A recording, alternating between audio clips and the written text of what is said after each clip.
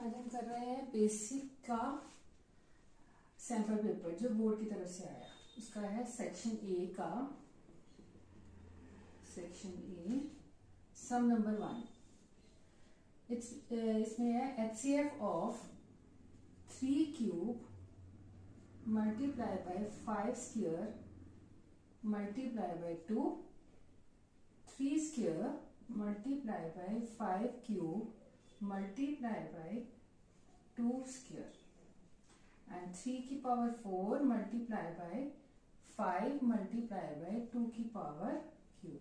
अब जिसकी पावर नहीं है मीन्स उसकी पावर 1 है। और जब बेटा हमने HCF निकालना होता है ना तो उसका मतलब होता है कि जितनी लोएस्ट पावर है ना उसको ले लो।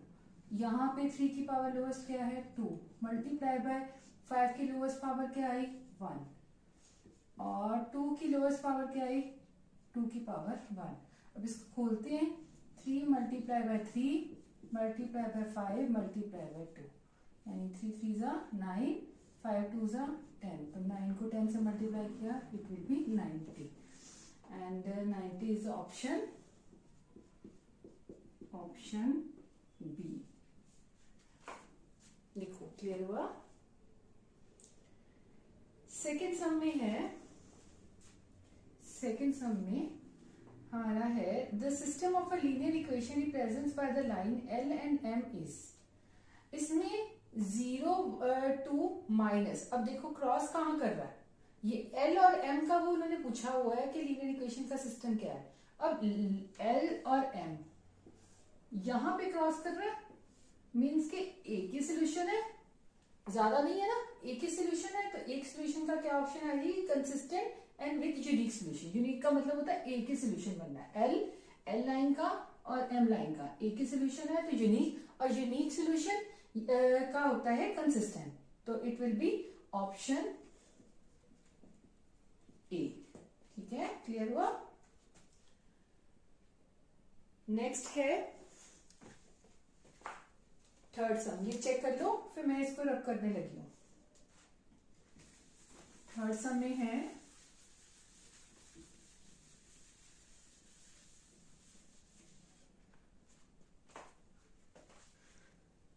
the value of k for which the quadratic equation k, third sum में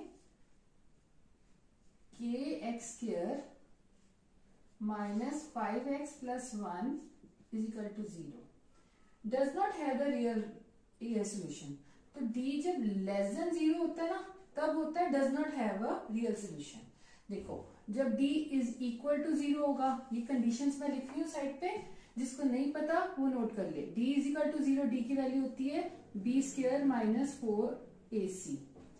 तो d इज इक्वल टू 0 मतलब 2 इक्वल रूट्स एग्जिस्ट, और d अगर ग्रेटर देन 0 है तो 2 roots exist, real root exist, 2 real roots exist.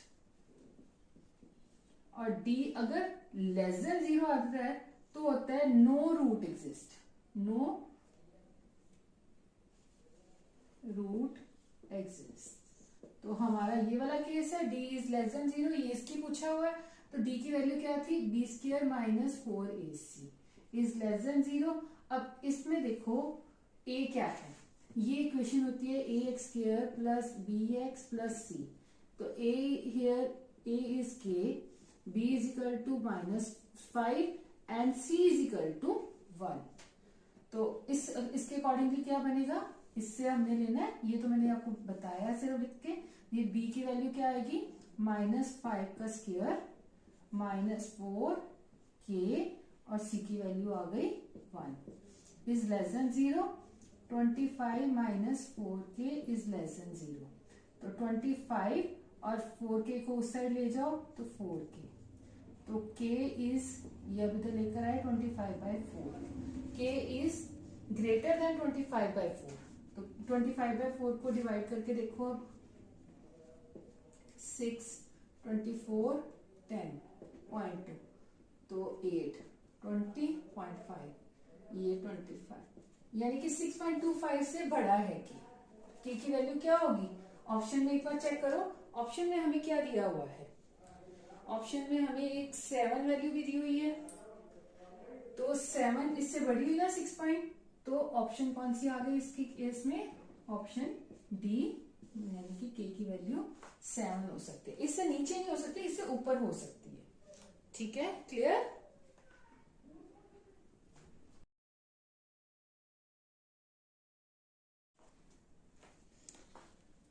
Fourth sum में है the distance between the point A B is this. ये ए के पॉइंट्स दिए हुए हैं और ये बी के पॉइंट्स दिया हुआ है, तो हमने ये लिख दिया। अब मैं फॉर्मूला लिख रही हूँ पहले। ये फॉर्मूला क्या होता है, x2 minus x1 whole square plus y2 minus y1 whole square.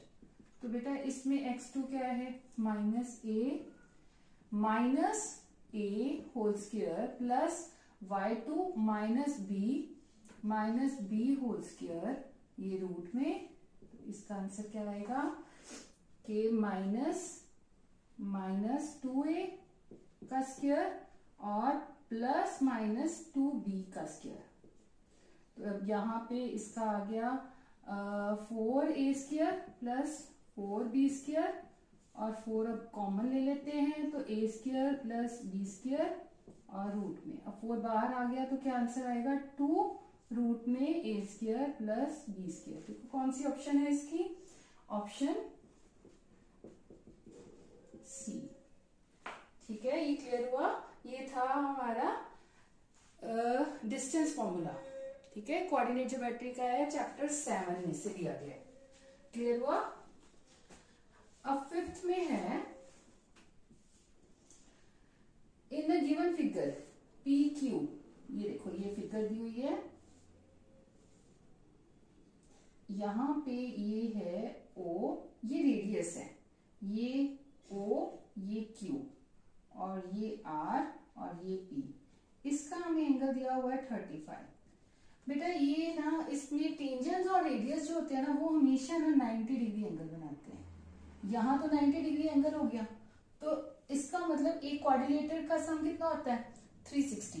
तो ये दोनों तो हो गए 180, तो अब बचा क्या, angle O plus angle P is equal to 180 degree.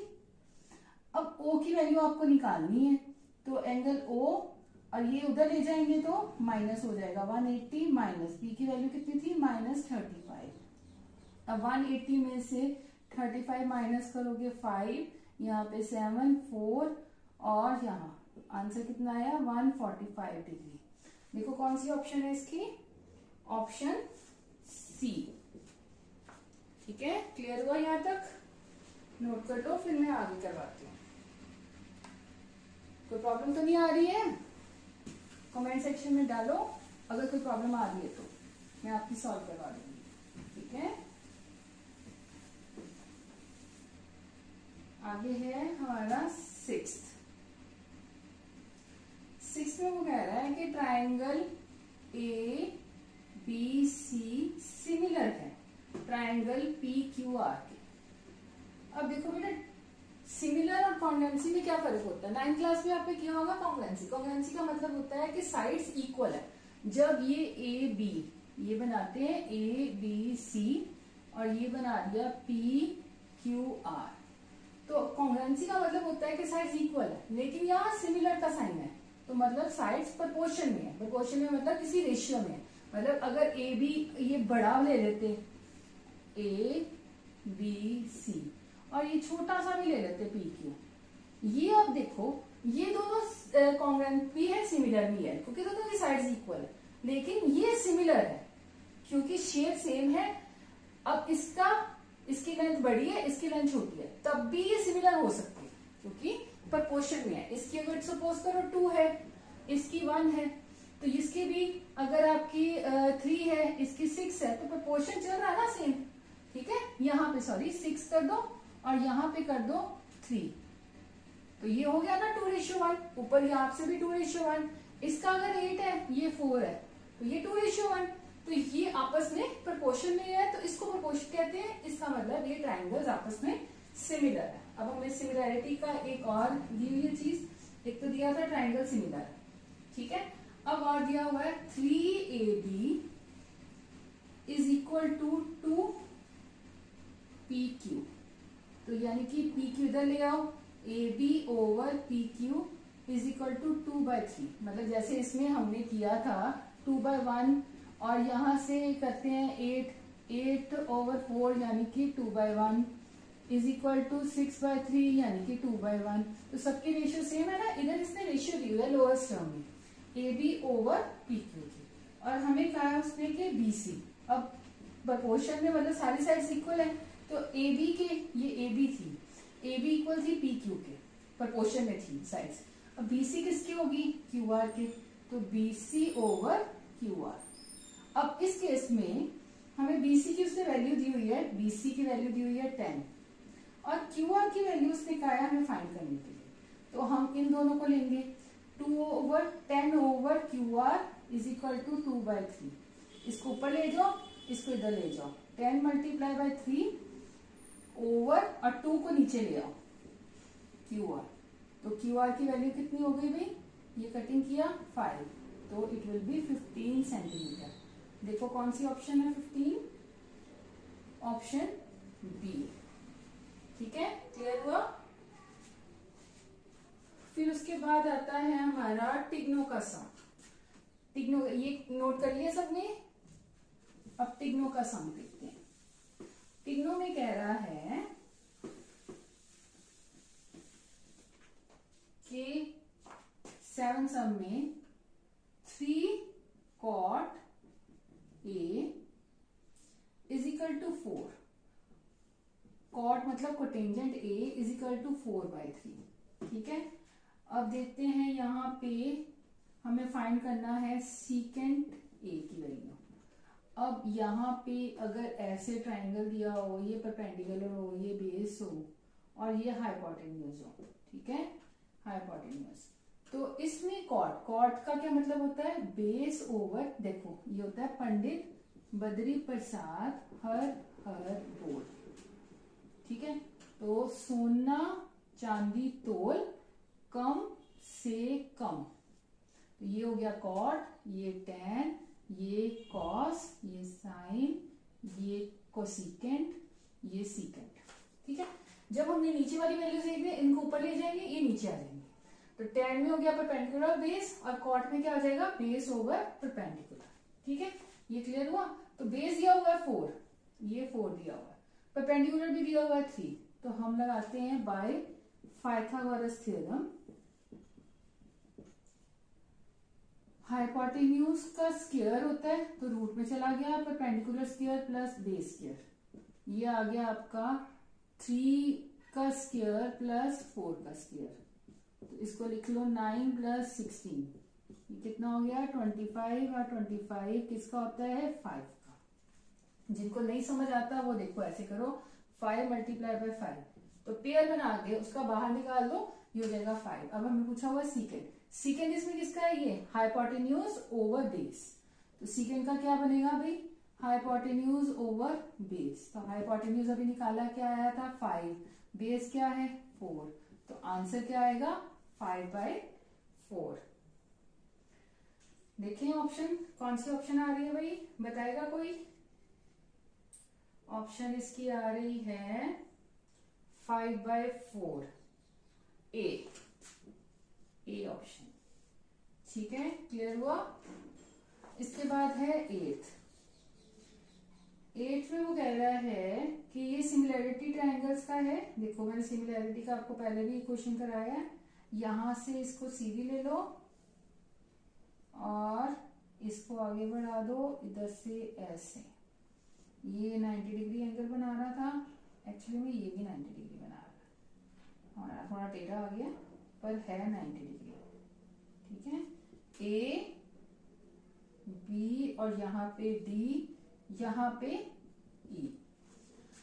अब कह रहा है बी ए सी, बी ट्राइंगल बी ए सी किसके सिमिलर होगा भाई, अभी मैंने आपको बताया सिमिलैरिटी में उसकी साइड्स इक्वल होती हैं। अब देखो बी, यहाँ पे हम लेते हैं, हमें पता है कि सी और डी दोनों 90 डिग्री हैं, यहाँ 3 प्लेसेस बना लो, 1 2 3, सी है 90 तो डी भी 90 है, तो यहाँ सी की जगह डी लिख लो। अब ए दोनों में कॉमन है तो ए की जगह ए लिख लो। तो बचा क्या भाई इसमें, ये वाले ट्राइंगल में ई बचा, तो ई लिख लो। तो अब ये ऑप्शन देखो किसकी है। ठीक है, क्लियर हुआ। हमने लिखा C90 था तो DB90 आ गया, ए की जगह ए ही लिख दिया, तो बी अब बचा बी और ई, तो बी की जगह पे ई लिख दो। इसमें EAD यानी कि ऑप्शन बी। ठीक है, क्लियर हो गया। आगे चले, नाइन्थ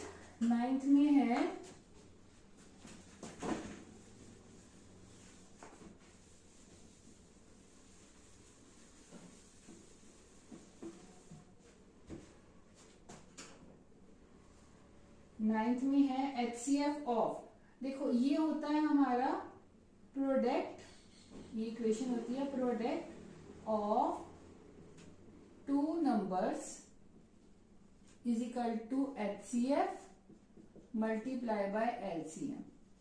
अब हमें प्रोडक्ट टू नंबर्स दिए हुए हैं 420 multiply by 189 is equal to HCF क्या है भाई 21, और LCM हमें दिया नहीं हुआ, तो जो चीज हमें फाइंड करनी है उसके साथ वाले को दूसरी तरफ ले जाओ। 420 मल्टीप्लाई करके डिवाइड करने की जरूरत ही नहीं है, बस ऐसे ही कटिंग करना और आंसर आ जाएगा। ये 21 इज इक्वल टू LCM। अब 21 तो सीधा ही कटता है, 1 जा और 2 0, ठीक है। और 189 को 2 से करो, 0 से करना है 0 इधर लिख दिया, 18 16 17 और ये हो गया 3, तो LCM कितना आ गया भाई 3780। देखो ऑप्शन कौन सी है, ऑप्शन सी। ठीक है, क्लियर हुआ।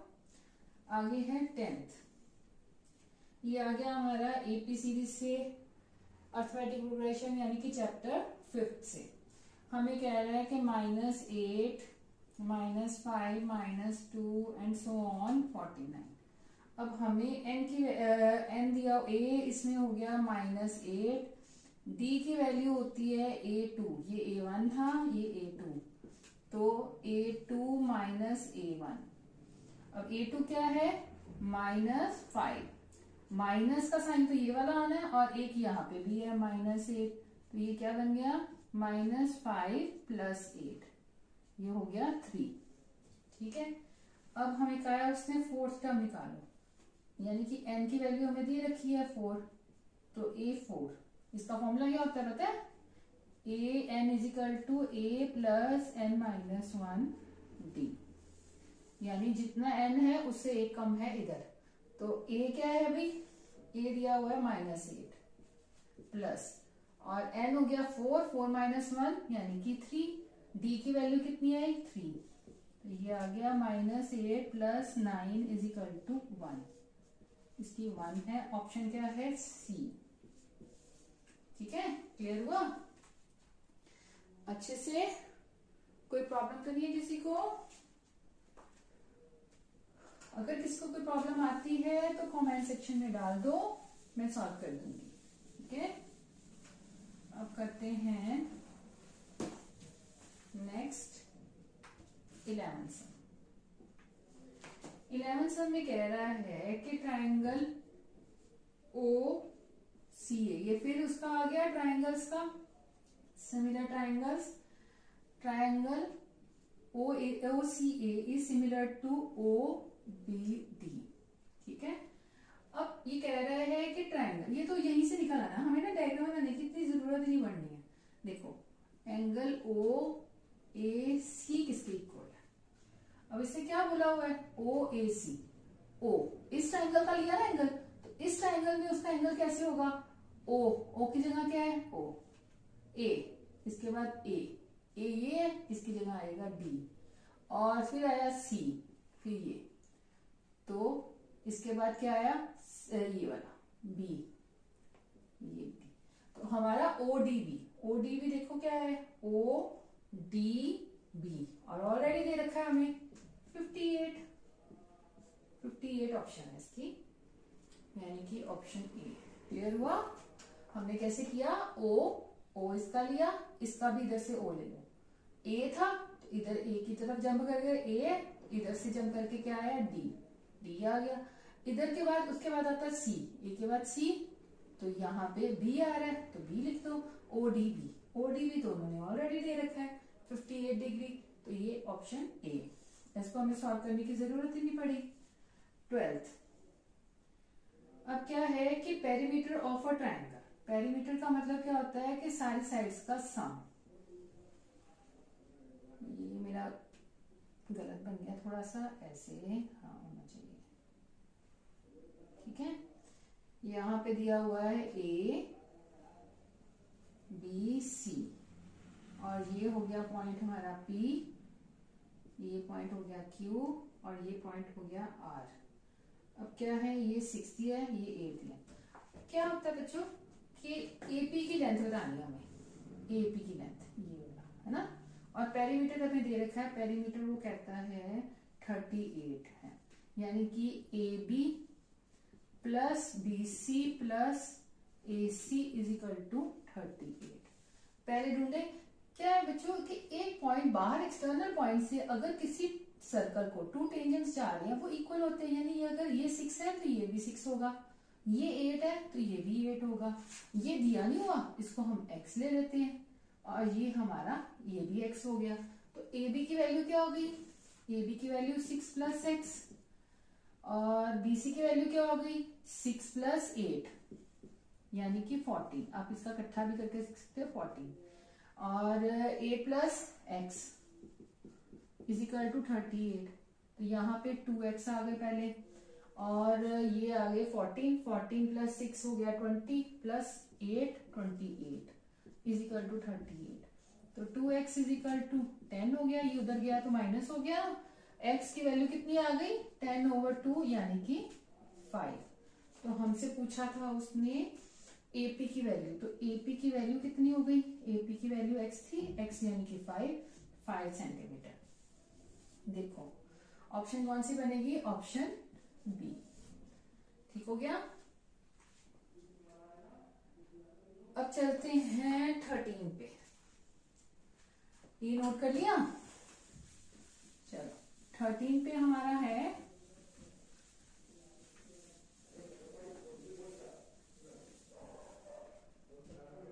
हमारा आ गया चैप्टर 8 से। 13 में दिया हुआ है 1 माइनस 10 स्क्वायर 30/1 प्लस 10 स्क्वायर, इसमें ऑप्शन दी हुई है ये। अब यहाँ आइडेंटिटी लग नहीं सकती क्योंकि 1 प्लस 10 स्क्वायर थीटा की आइडेंटिटी है, लेकिन 1 माइनस 10 स्क्वायर थीटा की नहीं है। देखो 1 प्लस 10 स्क्वायर की क्या है, theta is equal to secant square theta, ये तो लगा लेंगे लेकिन इधर नहीं लगेगी, तो हम क्या करते हैं वैल्यूज निकाल लेते हैं। हमारा हमने कौन सा सॉल्व करके दिखाना है, हमने तो ऑप्शन ही लिखनी है, तो 1 tan 30 की क्या होती है 1/√3, इसका स्क्वायर किया, ये जो नीचे है उसको ऐसे करके डिवाइड करके लिख देते हैं 1 प्लस 1/√3 का स्क्वायर, ठीक है। तो ये हो गया 1 माइनस 1/3 डिवाइडेड बाय 1 प्लस 1/3, तो इसमें आ गया 3 माइनस 1 2/3, ये एलसीएम लोगे ना, डिवाइडेड बाय यहाँ पे 3 आएगा, 3 प्लस 1 4/3, इसको लिखोगे 2/3 मल्टीप्लाई बाय 3/4, तो ये इसका कट गया, और यहाँ 1 और 2। अब देखो 1/2 किसकी ऑप्शन है भाई, 1/2 ऑप्शन है हमारी cos 60 की। तो हमें अब क्या करना है, इसमें 1/2 किसकी आई cos 60 की। टेबल जो दिया होता है ना, इसमें इस चैप्टर में टेबल दिया हुआ, उसमें जाके वैल्यूज देखो cos 60, यानी कि ऑप्शन क्या आ गई है इसकी, ऑप्शन क्लियर हुआ ये वाला। 14 में अभी कह रहा है कि total surface area of solid hemisphere. अब ये तो 14 तो सिंपल ही कर सकते हो, फॉर्मूला पता होगा, total surface area of hemisphere क्या होता है 2πr², जो होता है वो ऐसे हेमिस्फीयर ऊपर से ओपन हो तो उसका होता है, यानी कि कर्व्ड हो गया, और टोटल क्या हो गया, ये कर्व सरफेस एरिया हो जाएगा। तो टोटल क्या हो गया, ऊपर लिड लग गई, यानी एक सर्कल और है तो इसमें एक πr² और ऐड कर दो, तो ये बन जाएगा टोटल, यानी कि 3πr²। 3πr² किसका है, ऑप्शन सी। ठीक है, क्लियर हो गया। अब आ रही है 15 में। 15 में वो कह रहा है which of the following can not be a probability of an event. अब प्रोबेबिलिटी ऑफ इवेंट देखो बेटा हमारी ना नेगेटिव नहीं होती है और 0 और 1 के बीच में लाई करती है। और 15 में प्रोबेबिलिटी जो होती है वो हमेशा 0 और 1 के बीच में लाई करती है। अब एक धीरे धीरे चेक करते हैं। 0.4 ये है भाई, ये 0 और 1 के बीच में लाई कर रही है। 4% करते हैं तो 4/100 यानी कि 0.04 ये भी है। उसके बाद आती है 0.004 तो वो हो गया 0.04/100। इसको कर लो 0.0004, ये 2 0 नीचे वाले के आ गए। ये भी 0 और 1 के बीच में लाई कर रही है तो ये भी है। अब अगला आ गया 4 तो भाई 1 से बड़ा हो गया तो वो नहीं होगा ना, तो इसकी ऑप्शन क्या आ गई, ऑप्शन डी। देखो क्लियर हुआ। नेक्स्ट चलते हैं 16 पे। 16 में वो कह रहा है और फिर ये प्रीवियस चैप्टर्स में आ गया root of a quadratic equation यानी कि चैप्टर 4। 16 में वो कह रहा है the root of a quadratic equation 3x² minus 4√3x plus 4 is equal to 0। अब इसमें कह रहा है not real roots, real and equal roots, rational, distinct, irrational, distinct. अब हमें निकाल के पता चलेगा, d की वैल्यू निकालेंगे फिर ही पता चलेगा ना। d की वैल्यू होती है b² माइनस 4ac। तो ये हो गया a, ये हो गया b, ये पूरा यहाँ तक -4ac और ये हो गया हमारा c। तो b की वैल्यू आ गई -4√3 का स्क्वायर -4, a की वैल्यू है 3 और c की वैल्यू है 4। अब इसको जो मल्टीप्लाई करना है ना, ये एक मल्टीप्लाई करके दिखाती हूँ, बहुत बच्चे गलत करते हैं। 4√3 को अगर 4√3 से मल्टीप्लाई करना है, अब -2 बार आया तो नेचुरली माइनस वाला जो है वो तो प्लस हो गया, ठीक है। 4 4 16 और ये √3 ये बन जाएगा 1/3। क्यों 1/3 बन जाएगा, √x ये समझो ये आधा है ये भी आधा है और इसको पूरा कर देते हैं तो बन जाएगा x एक पूरा। तो ये हो गया 48, इसका आंसर आया 48। अब यहाँ पे भी ऐसे ही है 4 4 16 मल्टीप्लाई बाय 3 तो ये भी 48। तो ये क्या आ गया 0, d की वैल्यू आ गई 0 और 0 का क्या आता है 2 रियल इक्वल रूट्स। रियल यहाँ पे करते हैं रियल एंड इक्वल रूट्स। क्यों होते हैं भाई, बताया था ना अभी मैंने, इससे पहले भी सम आया था ये, उसमें बताया था कि जब d इज इक्वल टू 0 आ जाए तो वो होते हैं 2 रियल एंड इक्वल रूट्स। तो ऑप्शन कौन सी आ गई, बी, ऑप्शन बी, ठीक है। अगला है 17 में मीडियम क्लास पूछी हुई है तो इजी सा करते हैं, ज्यादा लेंथ ही नहीं करना क्योंकि ये हमारा है एमसीक्यू। तो एमसीक्यू में तो हमने इतना लंबा चौड़ा जाना ही नहीं होता, सिर्फ छोटा सा एक करके देखते हैं जिससे हमें पता लग जाए। बिलो 10 मतलब 10 और 20 का डिफरेंस है तो 0 to 10 ले लो, फिर 10 to 20 ले लो, फिर 20 to 30 ले लो, 30 to 40 ले लो, फिर 40 to 50 ले लो और फिर आ गया बिलो 60 है तो 50 to 60 आ जाएगा। अब ये जो है ना ये तो होगी क्लास इंटरवल्स।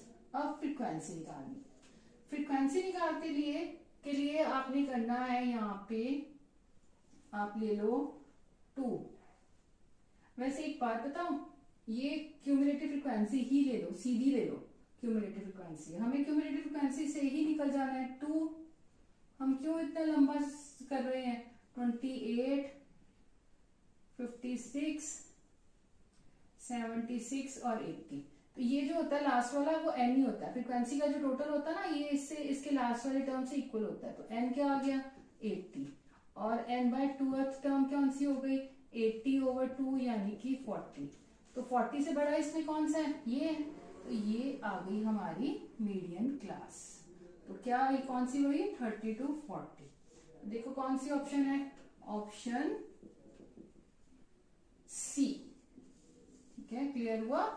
जो हमारा एन होता है ना, यहाँ एफ फ्रिक्वेंसी का टोटल लिखते हैं तो उसको एन बोलते हैं। एन और ये चीज सेम होती है तो इसी का ही ले लो, क्यों इतना लंबा चौड़ा करना है, ठीक है।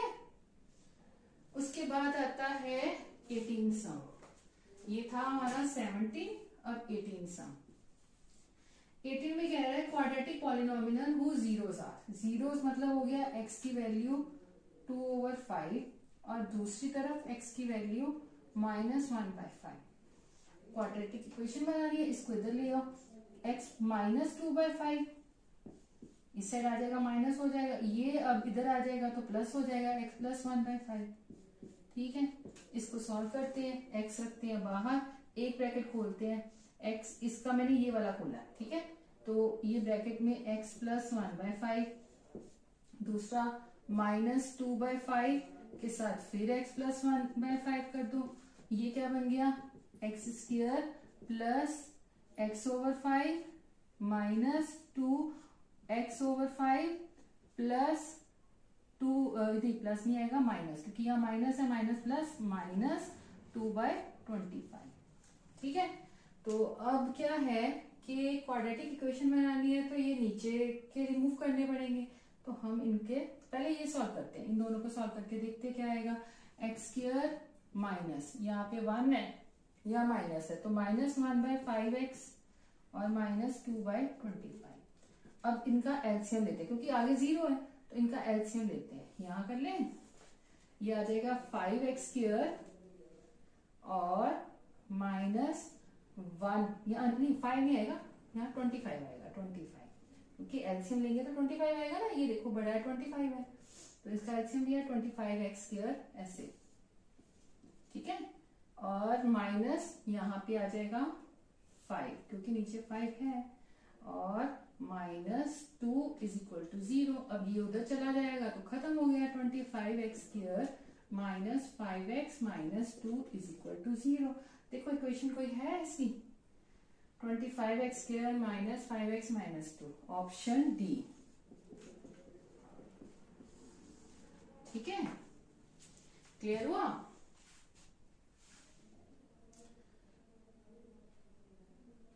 अब आगे हमारा 19 सम। 19 में असर्शन रीजंस है। असर्शन रीजंस का अगर देखो, फर्स्ट अगर असर्शन भी सही है और रीजन भी सही है, इसको करने का वे क्या होता है, बच्चे ना बड़े कंफ्यूज हो जाते हैं इसमें। मैथ्स के असर्शन रीजन में मोस्टली बच्चे कंफ्यूज होते हैं। क्यों? क्योंकि उनको समझ नहीं आता कि रीजन क्या, कैसे करें भाई, ये कैसे सॉल्व कर सकते हैं। तो उसको सॉल्व करने का एक अच्छा सा वे है। पहले देखो असर्शन क्या है। असर्शन में बोल रहा है 19 सम में कि असर्शन है सीक्वेंस -1 -1 कहता है ये जो है एपी सीरीज है।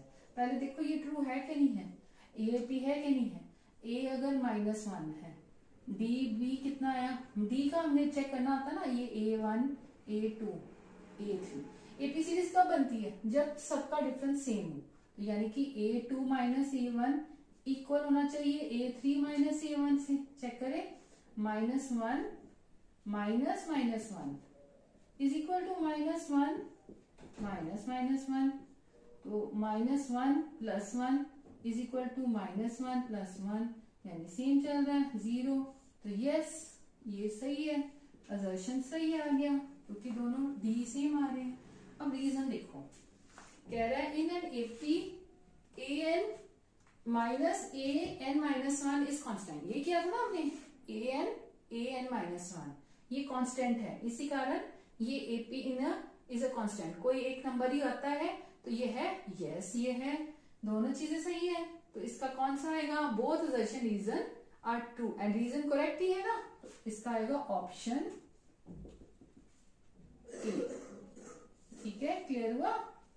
आगे आ जाओ अब 20 पे। इसमें कह रहा है 2 +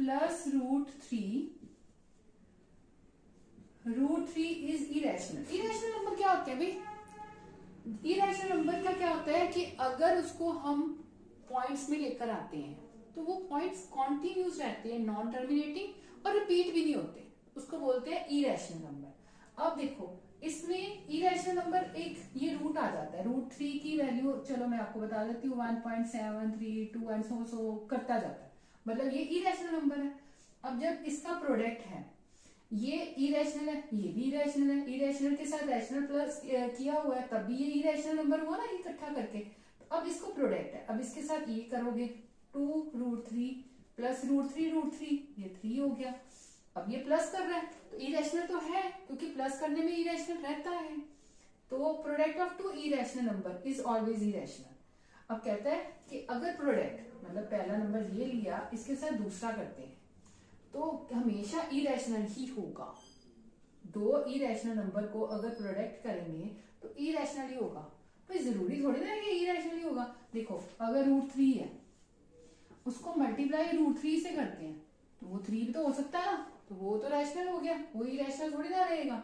तो फिर रीजन गलत हो गया ना। हमेशा ऑलवेज बोला ना, उसने बोला होता कि is irrational number, always word आ गया तो मतलब कि ये गलत है। हमारा रैशनल भी आ सकता है। तो अब हम क्या करेंगे, both assertion reasons are true and reasons are not is not correct explanation of, ये नहीं होगा। assertion is true but reason is false, C option. कौन सी ऑप्शन आएगी, ऑप्शन सी। ठीक है, क्लियर हुआ। चलो बच्चों, सेक्शन ए तो यहीं पे कंप्लीट हुआ और सेक्शन बी अब मैं नेक्स्ट वीडियो में आपको कराऊंगी, वो भी देखना। और चैनल